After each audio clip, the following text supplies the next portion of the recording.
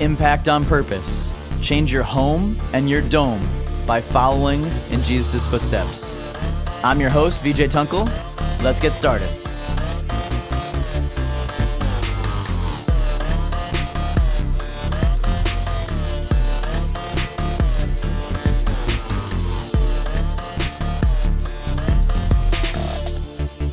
All right, Doyle, welcome back.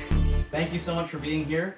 So for all of our listeners, Doyle is a co-host of the podcast, and this is actually our first episode in this 2021 season. So we stopped in February, so you are helping open this back up, and really excited to have you here. Welcome to all of our listeners. Welcome back to 2021, and Doyle is back with us. So if you haven't been listening through the whole run of the podcast and through the name change and all the drama of that, Doyle is a mentor of mine. He's been a pastor of mine. He's a teacher of mine. He has been counseling for how many decades, Doyle? 4. So changing thousands of lives over 4 decades of counseling. He's a sage in my life. He's full of joy and full of passion for seeing families restored and seeing healthy relationships change the world. Which is a saying I've been hearing a lot lately on a certain other podcast. Mm-hmm. We spent a lot of time together digging deep in my own life, and you've done so much to help me. So I just wanted to give you a platform here today to share your stories from your 4 decades of experience in changing lives. All right, so Doyle, here is my first question for you. What is your mindset going into a first session with somebody? Trust is the first thing, because if I don't have the client's trust, or whoever I might be counseling or something like that, if I don't have their trust, then there's no point in going forward, because they're not going to do the work they have to do. They're going to be suspicious of anything I recommend, and so I forget his last. I think it's the author's name is Yalom. Wrote a book years ago called The Gift of Therapy. And that really impacted me in terms of working with people, because that's when he talks about the need of building therapeutic trust in this relationship. And in addition to that, I also try to pay attention to how I'm feeling, because if I feel comfortable being with that person and I feel like I can really help them, and I also feel like I want to help them, then that's going to occur. But if I'm feeling frustrated, or I feel some kind of antagonism, or I don't like what they're dealing with, and I kind of do this transference thing where I transfer my values and judgment on them without being sensitive to where they're at, then I've created a barrier to being successful in that conversation. And it's interesting to watch how that happens. So the first thing I look for is to build trust. That's the biggest thing of all. So the second thing is I start pursuing right off the bat, what happened? What got you to where you're at? Because most of the time, most clients come into a session, or if it's a pastoral situation, someone's coming into a time and they have all these surface things they want to talk about. But we all know that there's stuff underneath the surface. Sometimes it goes back a couple months. Sometimes it goes back several years. Sometimes it goes back to a previous generation. And so that becomes challenging, because oftentimes people don't want to go back and talk about those things. So for several reasons. One is because of the pain. One is because it's too much hard work to try to deal with those kinds of things. They just want a quick, easy fix to the problem. Wow, that's really good. Before we go, I want to go deeper into a couple of things you just said. But first, do you have any stories of maybe an unexpected first session where someone just totally hit you with something you weren't ready for? Yeah, I've had a couple of situations. Like if I've been dealing with, like, say, a married couple, and now I know how to expect it.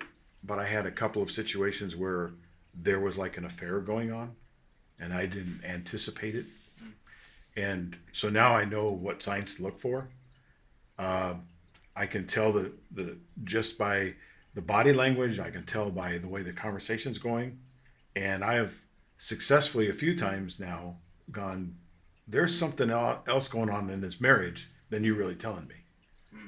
And sometimes they don't even know, which is a little awkward, especially if the couple's there together. Yeah. And, someone has to, I was trying to think of some individual situations. I think there have been a couple individual situations where someone has had a deeper addiction than I realized, and it's more severe than I thought. And you have to. One of the things about counseling you have to do is you have to keep this straight face. Because I've heard some stuff that's like, I'm not going to share what those are here, but I've heard some things where I'm keeping this straight face, thinking to myself, this sounds kind of rude, but I'm sitting with someone right now that's kind of like, maybe they should be in jail or something. And I remember one time counseling with someone that was battling with some real schizophrenia issues. And it was a little bit concerning because he was a little bit unpredictable. And I wasn't sure which way it was going to go. And so I had to be careful.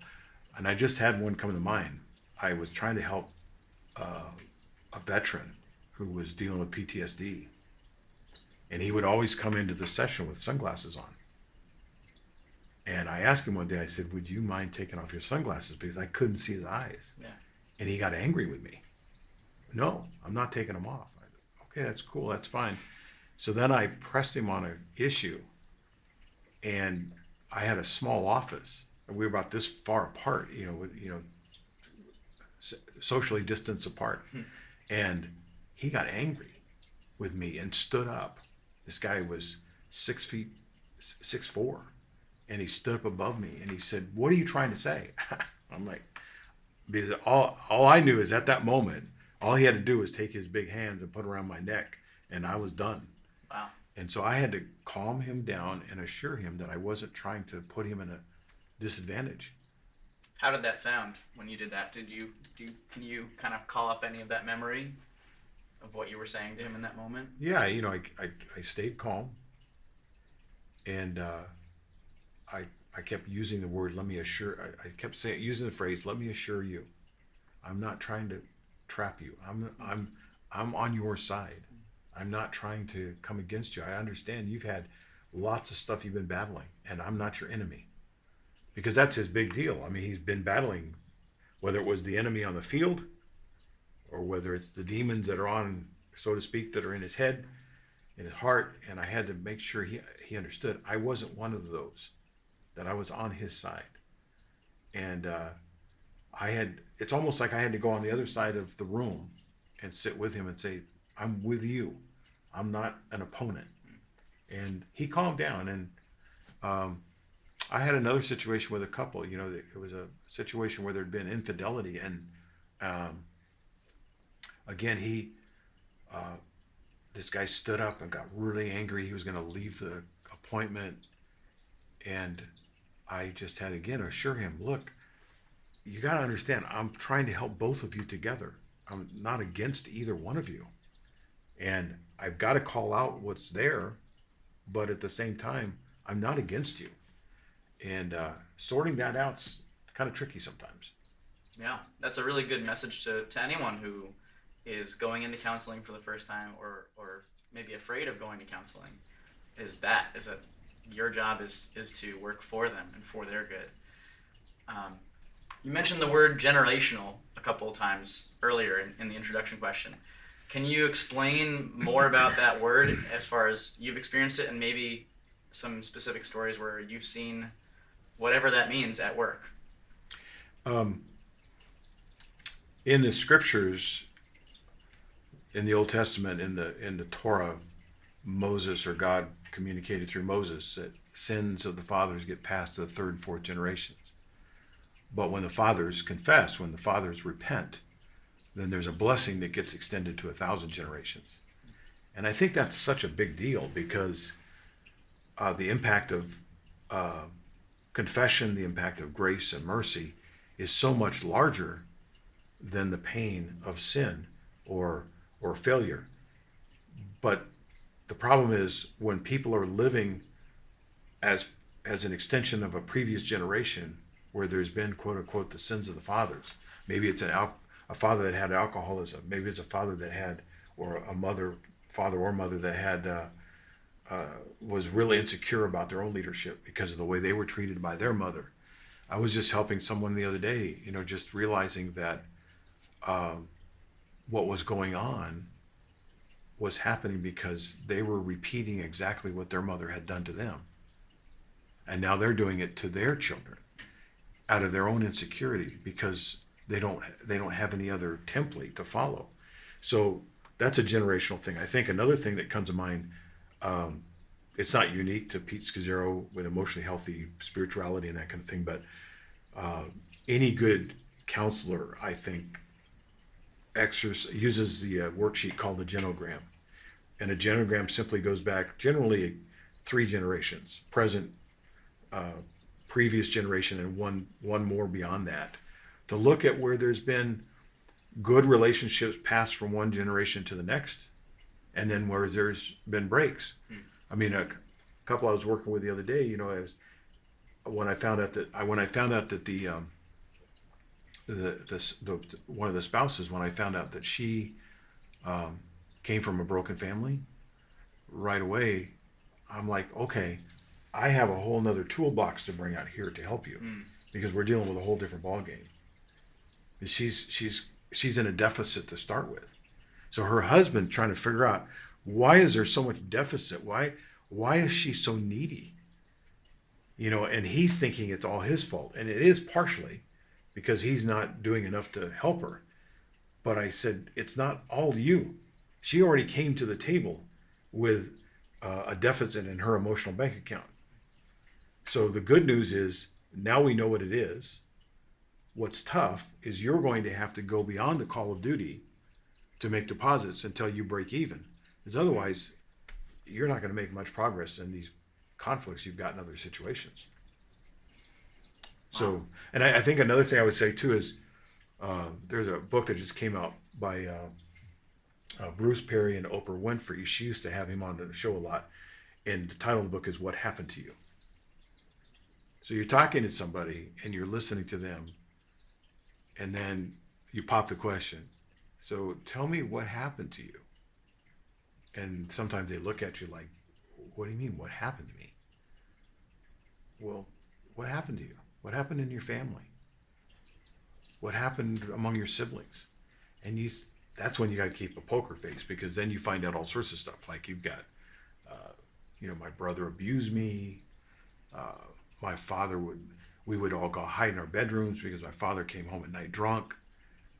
And I'm like, okay, now we can start unpacking, because you got to realize those things, unless you've resolved those issues, those things are still haunting you to this day. Yeah. And they've created, the crazy thing is they've created these tracks in their brain. So they get stuck in this routine and they get stuck in that rut. And until you kind of bump the needle, they're going to continue to slip into the same cycle. They might be okay for a couple days, but they'll slip back in the same cycle. Yeah, that reminds me of the book that you had me go through. It Didn't Start With You, where going through that book. That's another good. It made me realize I was treating Emily, my wife, in certain ways because of how I was treated, even though she did nothing to deserve them.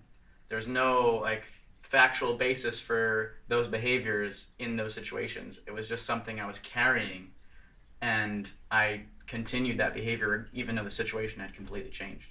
Yeah, and what you're describing is it's a trigger.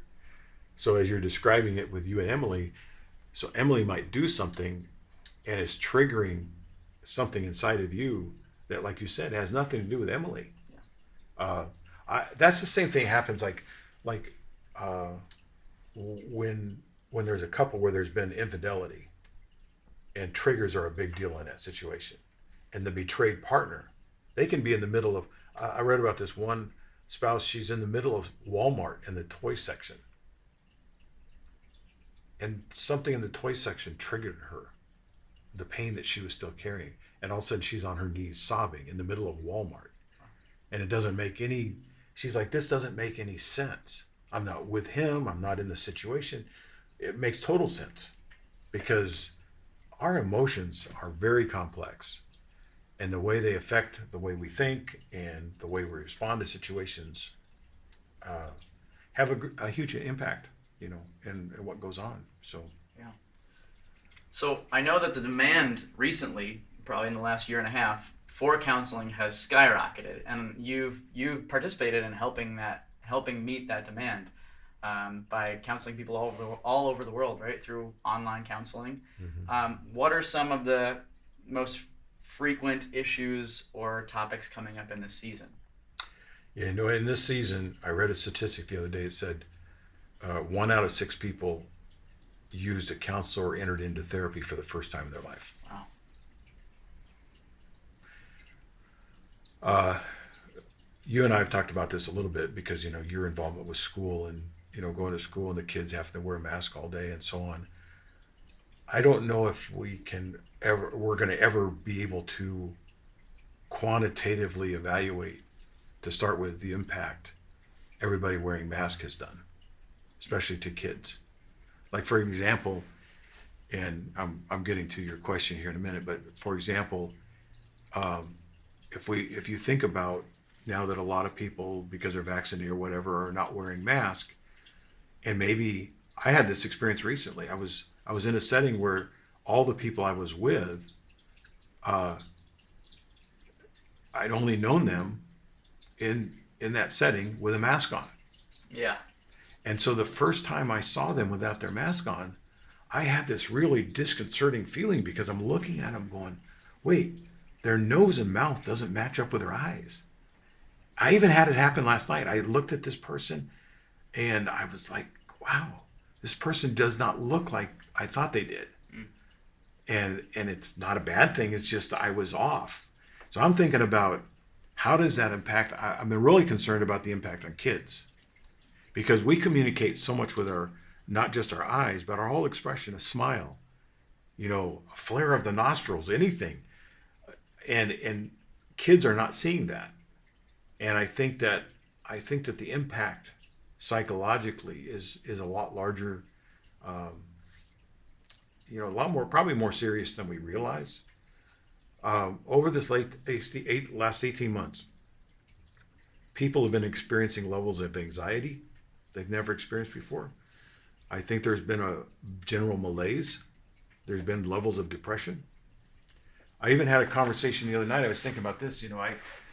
I was with some guys that are around my age, and we were just talking about, as you get older, your brain is still wanting to do stuff. But I said, my body doesn't feel like doing it. And one of the guys said, actually, I think that's been the effect of COVID and the pandemic. He says, everything got put on hold, and so we lost our momentum. And so now we're trying to stir up that momentum, and there's not enough energy to do it. And we're going, I think the other impact, BJ, is I've been real concerned about the impact of what's going on with the whole Delta variant thing, because I don't know, none of us knows if that means, if the Delta variant begins to explode and COVID becomes a major issue again, does that mean we're going to go back to where we were with the lockdowns and all of that? I don't know if people have capacity for that, because we've all experienced already the impact of what it's like now to go to a store or go to a restaurant and not feel those restrictions. And I don't know if people are going to go, oh yeah, I'm ready to close down again. I hope we don't have to. But it's because we're not wired that way. We're not wired to walk around, distance from one another. It's been so interesting for me, like in public settings, like in a church setting or whatever. I didn't shake hands with anybody for the last 18 months. And even as somebody's extended their hand to me to shake their hand, I'm like, am I supposed to do this or not? It's kind of weird. Yeah. And so it's affected, anxiety, depression, it's affected us relationally, because we're relating to each other. Oh, I'm only doing fist bumps. Oh, sorry. We're having to apologize for things we shouldn't have to apologize for, because it's not the way we're wired. Right. And I think if you go back even deeper from a theological standpoint, God created us male and female in his image. And obviously God's not male or female, he's not human. But there's something about the way he created us that's not supposed to be hidden behind a mask. And it just changes everything in terms of communicating the image of who we are as he designed us to be. So anyway, I mean, there's so much. Let me add one more thing. Sure. So I think the other interesting thing with COVID that nobody thought of. So I was working with this couple.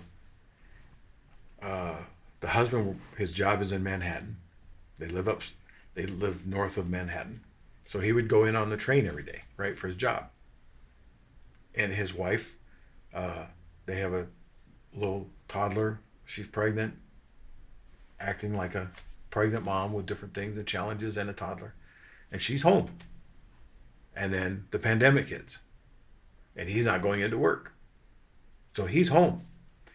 And I thought it was so interesting because now she's super vulnerable. Because he's home all day, watching what her day's like. And she can't just go flop on the couch and let the toddler just do whatever, because he's going, I can't think. I'm trying to get work done. And why is she screaming? And she's like, welcome to my world. This is the way it is. Mm-hmm. And so he would come into the kitchen as she's preparing a meal or whatever and start cleaning up after her. And she's like, hey, I don't go in and look over your computer and tell you what to do with your clients. So don't come into my kitchen and start cleaning up after me. And it was really weird watching them try to navigate the blending, the overlap of their relationships. They weren't prepared for that. And he needed space in his day to decompress at the end of a day. And his train ride, he found out his train ride was his time to decompress. And then he walked in the door and he's ready to engage his family. He wasn't having any time to decompress. So he was walking on edge all of the time, and it was driving her crazy. And so they're having conflict in their marriage for the very first time in their years of marriage, and they can't figure out, where is this conflict coming from? I said, it's coming because you're trying to live under the conditions of a pandemic and you don't know what to do. You've never experienced this before. Yeah. So it's pretty fascinating. Yeah. Yeah, I think to add to that and what you were saying before about people not really being ready to go back to another shutdown, I've heard from John Eldridge a lot, and especially why he wrote that book, is people are out of margin. Like the pandemic was like the shutdown was, we made it through because we had some just margin left. We had some juice set aside, some reserves. That's probably the best way to say it. Mm-hmm. We had a reserve tank, and now it's gone. And that's why coming out in the spring and the summer, it was so crazy. I mean, I've heard more road rage the last couple months than I've ever heard in my life. People just don't have the reserve for patience or the space to go slowly, and that is going to be very interesting if the current situation does not continue to improve. I think that's a really good point. I think obviously it's a complicated issue, but the issue of different levels of crime in our cities, the road rage issue, and all those kind of things, you can't ignore the impact of what the last 18 months has brought on people. Mm. Because people are they're tired. They're just tired. Yeah. And I mean, I know you and I have talked about this too. I mean, you are pretty good at successfully avoiding anything in the news. Yeah.